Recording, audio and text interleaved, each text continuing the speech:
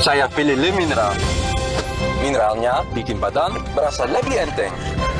Le Mineral dari pegunungan terpilih mengandung mineral alami baik untuk tubuh. Segernya dapat, sehatnya juga dapat. Le Mineral. Indonesia adalah negeri maritim dengan kekayaan laut yang menjadi harapan bagi jutaan masyarakat pesisir.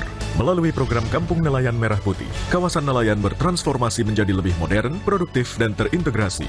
Dari Biaknum for Papua, saksikan bagaimana program ini membuka peluang usaha dan meningkatkan kesejahteraan masyarakat pesisir. Indonesia bergerak, menjala asa di Kampung Nelayan Merah Putih, Selasa 28 Juli, pukul 9:30 pagi di Kompas TV.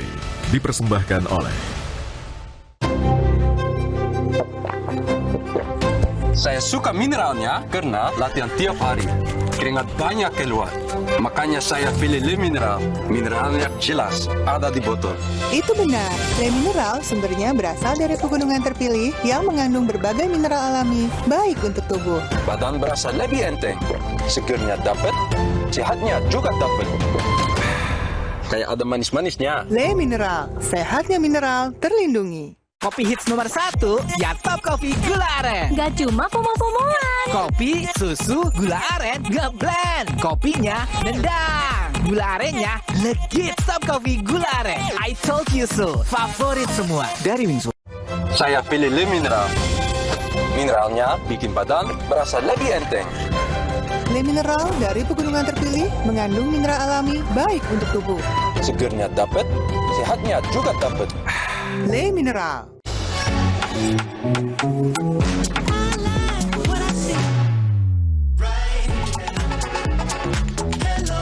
Samsung Galaxy Z Fold 8 Ultra dan Fold 8. Kunjungi toko terdekat dan pre-order sekarang.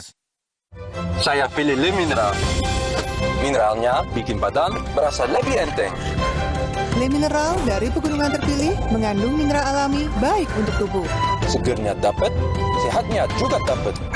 Le Mineral. Mr. Dap, a 40 semua flavor you want in a noodle. Sedapnya berkualitas. Sedap banget. Bold, rich in every slurp. One slurp and you'll get it. Pedas banget. Wow. Mr. Dap, favorit saya, a 40 semua dari Wings Food. Saya pilih Le Mineral. Mineralnya bikin badan berasa lebih enteng.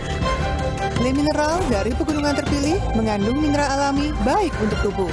Segernya dapat, sehatnya juga dapat. Le Mineral. Ini cerita aku bareng Isoplas. Banyak aktivitas bikin aku kehilangan ion, jadi dehidrasi. Isoplas dengan 7 ion. Cepat diserap, tubuh terhidrasi. Cepat beraktivitas lagi. Hidrasi cepat, jaga performa. Dari Wings Food. Saya pilih Le Mineral. Mineralnya bikin badan berasa lebih enteng. Le Mineral dari pegunungan terpilih mengandung mineral alami baik untuk tubuh. Segernya dapat, sehatnya juga dapat. Le Mineral.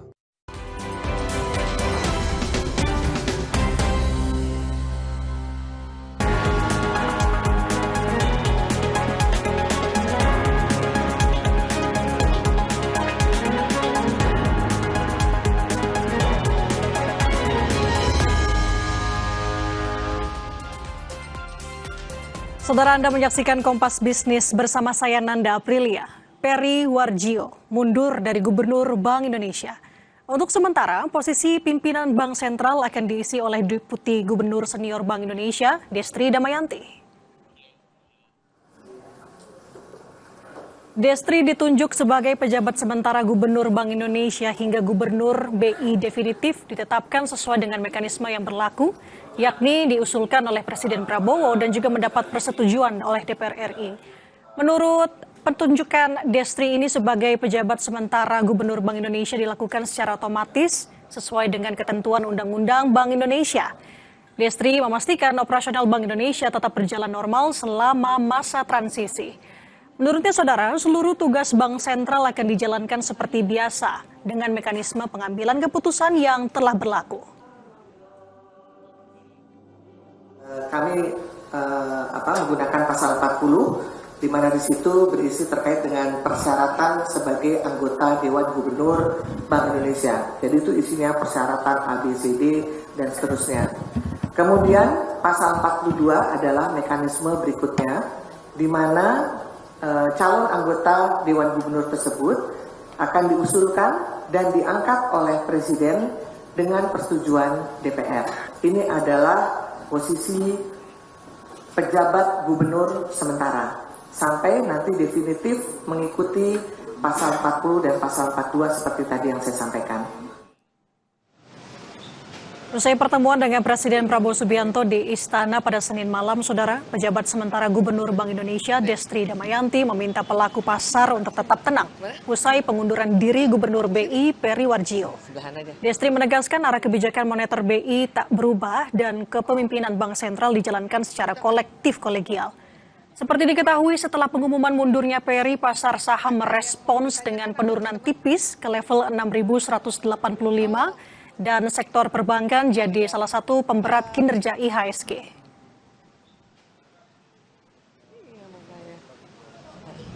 Tentunya untuk market kita berharap tidak perlu panik.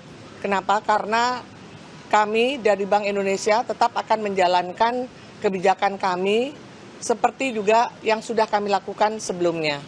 Jadi stance kebijakan kami tidak berubah, bahwa stabilitas nilai tukar akan tetap menjadi kunci dari kebijakan kami saat ini, sehingga kami juga akan terus berada di pasar, baik dengan melalui intervensi di spot, di NDF ataupun NDF, dan juga tentunya di satu sisi juga kebijakan kami yang bersifat untuk pro-growth akan kami teruskan melalui kebijakan makroprudensial kami.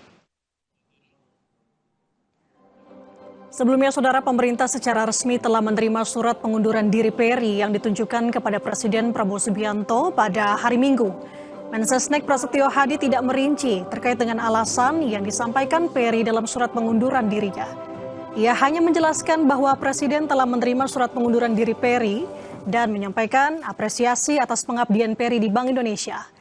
Pemerintah akan menjalankan proses administratif sesuai dengan mekanisme dan juga peraturan perundang-undangan yang berlaku dan akan menertibkan keputusan Presiden mengenai pemberhentian Peri secara hormat dari jabatan Gubernur Indonesia.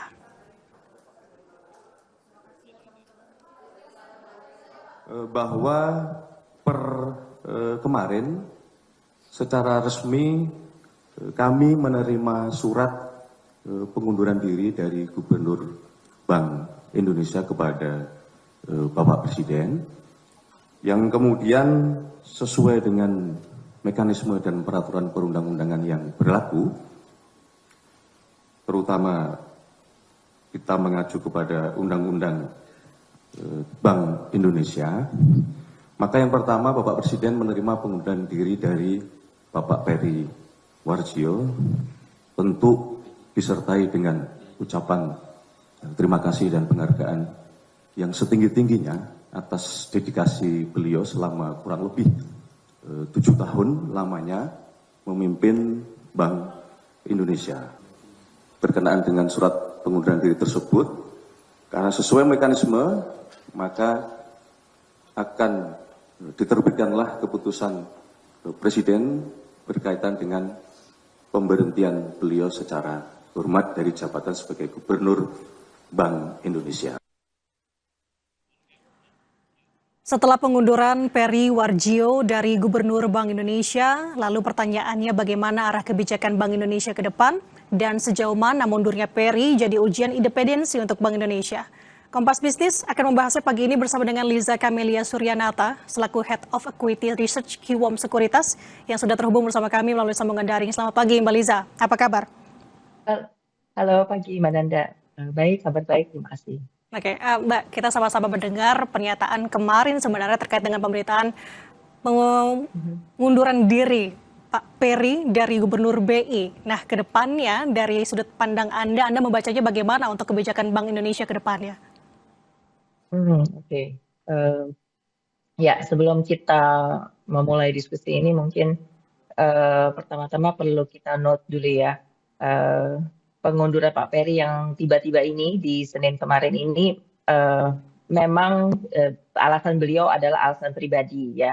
Tapi tentu kita juga punya pertanyaan di balik itu. Kenapa terkesannya tiba-tiba sekali gitu ya.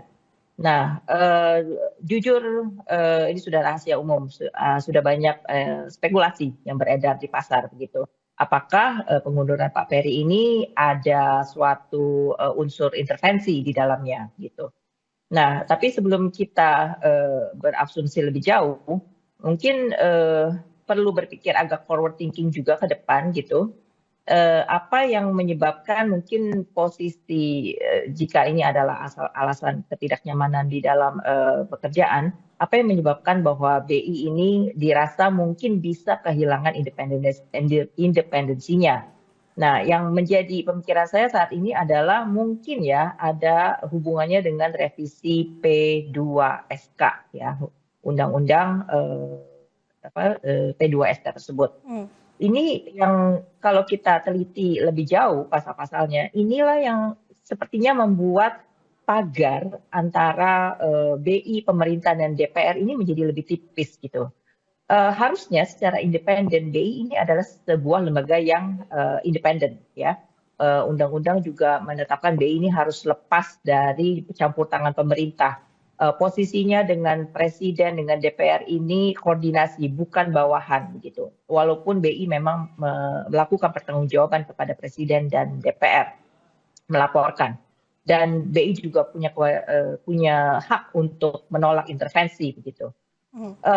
Tapi sejak dibuatnya UU revisi P2SK ini, mandat BI jadi jauh lebih luas. Ya, tidak cuma sekedar jaga stabilitas rupiah. Tadi Ibu Desti juga kemukakan sudah kebijakan yang berkaitan dengan pro-growth, pertumbuhan sektorial, terus stabilitas sistem pembayaran, sistem keuangan, bahkan penciptaan lapangan kerja sekarang juga ada di pundak BI gitu. So, walaupun mandat ini positif, tapi in a way itu juga membuka ruang tekanan yang lebih besar kepada BI gitu.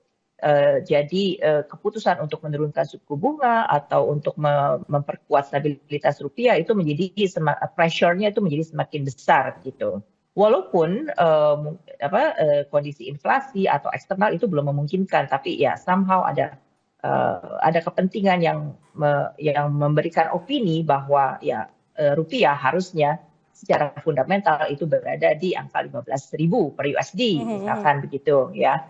Nah, hal lain yang cukup sensitif adalah mungkin kita suka lihat belakangan ini kalau misalnya Pak Peri kasih pidato di depan awak media itu selalu didampingi oleh menteri ya.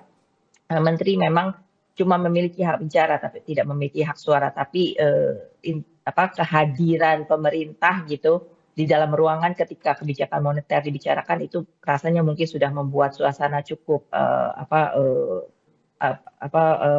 mempengaruhi arah suasana pengambilan keputusan gitu ya, auranya. Nah, terhadap DPR, BI hubungannya sekarang DPR juga punya leverage lebih tinggi terhadap BI.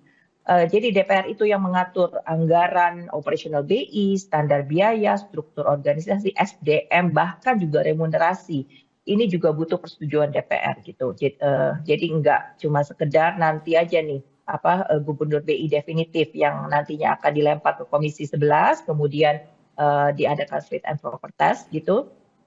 Jadi semakin banyak hal-hal yang mungkin diatur oleh DPR mempengaruhi BI juga gitu.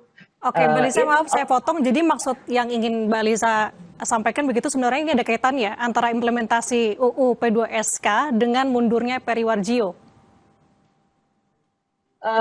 Kita tidak bisa menuduh seperti itu, maksudnya. Tapi ya memang ada indikasi gitu ya bahwa independensi BI sekarang karena revisi UU P2SK itu semakin bisa dimasuki oleh pihak eksternal, ini menjadi semakin legal dan membuat BI mau protes pun menjadi lebih sulit begitu untuk bergerak bebas. Ya. Oke. Tapi kalau misalnya kita melihat pernyataan kemarin yang disampaikan oleh PJS Gubernur Bank Indonesia, Bu Destri begitu ya, Mbak Liza, beliau kan meminta untuk pasar tetap tenang, apalagi di masa transisi ini. Tapi kalau dari sudut pandang Anda melihatnya sesungguhnya yang paling dikhawatirkan sejauh ini dari pasar setelah pengunduran diri Peri, apa Mbak Liza? Oke, setelah jabatan kosong tentu harus diisi, ya kan? Jadi memang pihak BI sudah menenangkan bahwa kerja mereka akan terus berlanjut, kebijakan moneter tidak berubah, stance-nya ya pandangan terhadap progres juga iya, stabilisasi rupiah tetap dilakukan, oke. But still, Ibu Destri yang bilang sendiri bahwa walaupun dia saat ini adalah PJS, nanti posisi Gubernur BI yang definitif akan ditentukan kemudian. Dan kita tahu itu ada di tangan siapa penunjukannya begitu. Ya, presiden in this case gitu punya kuasa untuk menentukan pengganti Pak Peri, kemudian mengajukan ke DPR, ya kemudian mereka kalau misalnya calonnya cocok diadakan fit and proper test gitu.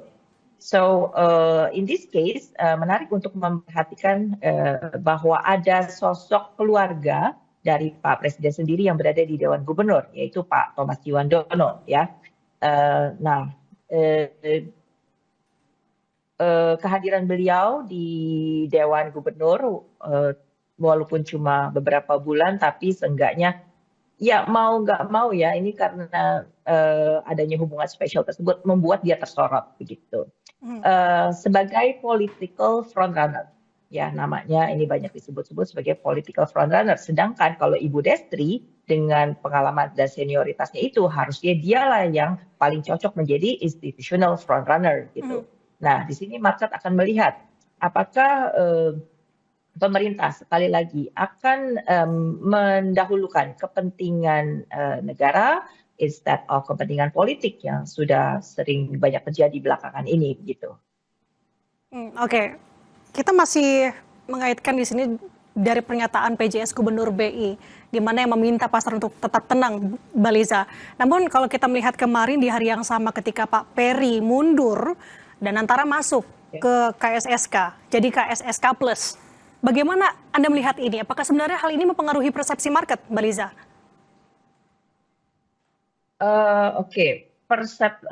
Persepsi market di tengah situasi ketidakpastian yang cepat bergulir ya, kayak kemarin itu sungguh di luar dugaan Pak Peri mengundurkan diri kemudian dan antara masuk. Nah ini kemudian ada langkah apa lagi? Ini adalah sesuatu faktor uncertainty yang perlu dicerna oleh para pelaku pasar. So I think ya wajar aja kalau market bersikap hati-hati kayak kemarin gitu, sempat IHSG-nya sempat turun ke berapa itu walaupun finally ditutupnya cuma minus 0,17% saja gitu, masih minor consolidation.